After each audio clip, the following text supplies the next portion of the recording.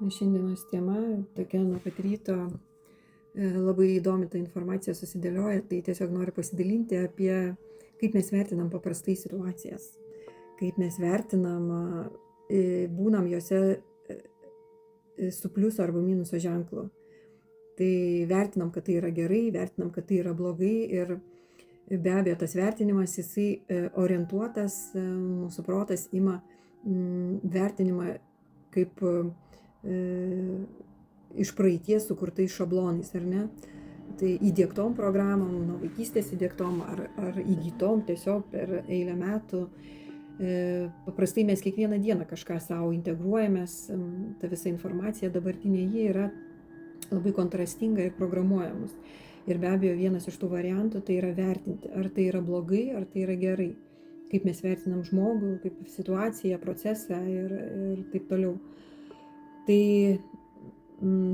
tas kvantinis žmogus ir nenaujo pasaulio žmogus, aš siūlyčiau atkreipti dėmesį į tai, kad toks žmogus jisai labiau, ne tai kad labiau, o jisai pereina tiesiog automatiškai į vertinimą, tai kaip jo gal netgi ir nebuvimą, tiesiog to vertinimo, tiesiog tu tą situaciją matai, ar ji turi tą visą situaciją ar ne, ar žmogus, su kuriuo bendraujat ir panašiai, ar turi įtakos tai tavo evoliucijai konkrečiai.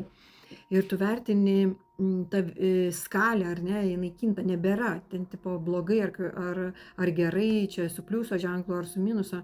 Tas pliusas, minusas, jisai tik tai orientuotas, atsuktas į tave ir tu tiesiog vertini, kad va, šita situacija, ko jinai moko, kaip jinai evoliuciškai tave pakelia į kitokį žinojimą, suvokimą, supratimą, iš kur dabar ir ar jinai įtakoja tave, kaip jinai įtakoja tavo tolesnius sprendimus ar matymus ir taip toliau. Tavo vertinimas yra apsiribojęs tik tai tuo, kad ar jinai reikalinga tavo tai evoliucijai toliau ar ne. Bendravimas su žmonėm ar nebuvimas situacijose, pasirinkimas būti ar nebūti situacijose. Tai tu tiesiog vertini pagal tai, kad ar tau reikia viso to, ar ne, kad augtum, kad įgytum tos patirties kažkokioje reikalingoje srityje, ar susitikimas su tom žmogum, ar kalbėjimas su juo, ar tie visi kažkokie pokalbiai grupėse, ar tiesiog susitikimuose, koncertuose ir taip toliau. Tu vertini tik tai tiek, kiek tai turi efekto tavo asmenybės augimui, tavo evoliucijai ir tu renkiesi ten būti ar nebūti. Tu nesirenki, kad šitas žmogus yra negatyvinis ar pozityvus, dar kažkoks pliusas, minusas. Tu tiesiog įvertini tai ir tu atsiriboji nuo. Ir taip išnyksta iš tiesų to dualumo, gėrio, blogio kažkokio tai suvokimas. Ir net tu skirstyti žmonės į jisai geras, jisai blogas. Ar tu tiesiog suvoki stebėtojo pozicijoje, kiek tau įtakoja tavo evoliucijai. Ir tiek. Ir išnyksta tas vertinimas žmonių kažkokiai subjektyviai pagal savo ego kažkokį pasireiškimą ar ne vienoje ar kitoje situacijoje. Kad va jisai blogas, jisai kažkoks toks, anoks ir taip toliau. Tai ir nekalbam vien tik apie žmonės, kalbam taip pat ir apie, kaip ir sakiau, situacijas, susitikimus.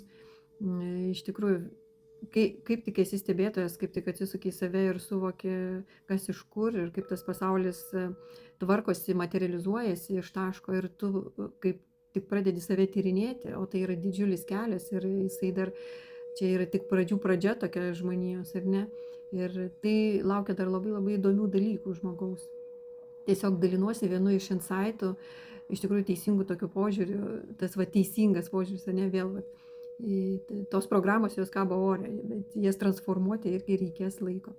Tai kviečiu atkreipti į tai dėmesį, į minusą ir pliusą, į gerus ir negerus žmonės ir nuimkim tas etiketes, atsisukim į save, būkim laimingi ir stebėkim save, kaip mes materializuojam patys iš taško šitą visą nuostabų matomumą.